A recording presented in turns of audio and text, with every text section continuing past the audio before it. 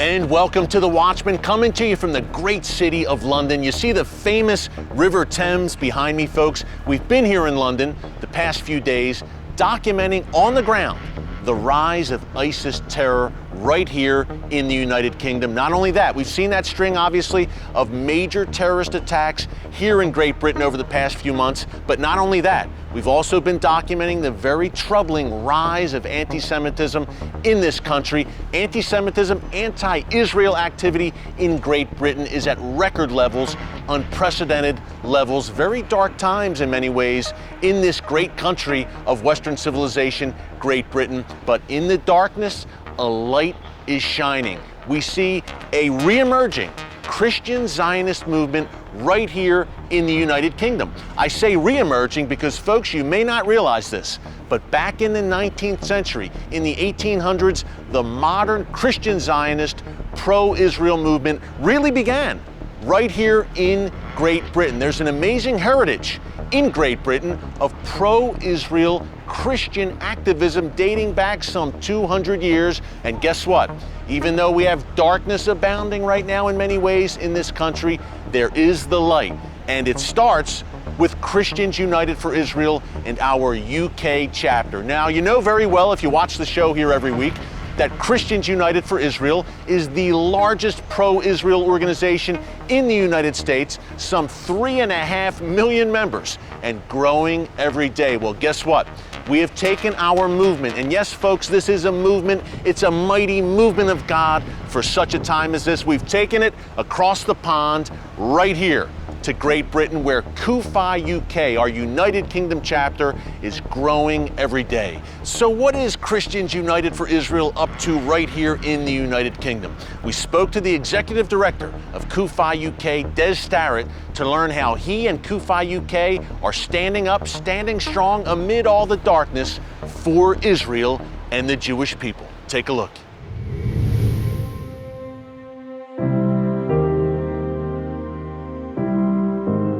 In 2014, we had the biggest rise in anti-Semitism here in the UK on record. You know, it leapt 100%, 100% in incidence increased.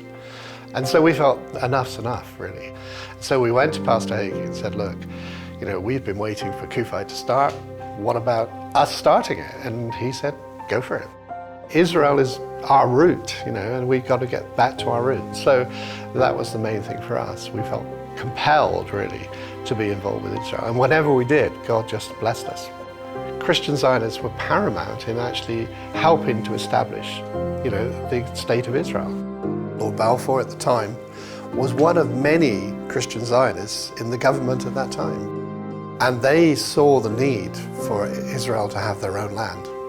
And this was, you know, 1919, you know, I mean, we're talking about way before the Holocaust and way before those times. So there was a strong Zionist movement at that time. But the pro-Palestinian, which is really just anti-Israel, those groups have been very strong here, a big influence both in the secular society, but also within the church.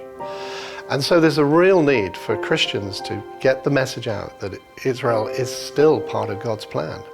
You know, many Christians today believe that the church has replaced Israel in the economy of God. That is not the case. And we've got to get that message across.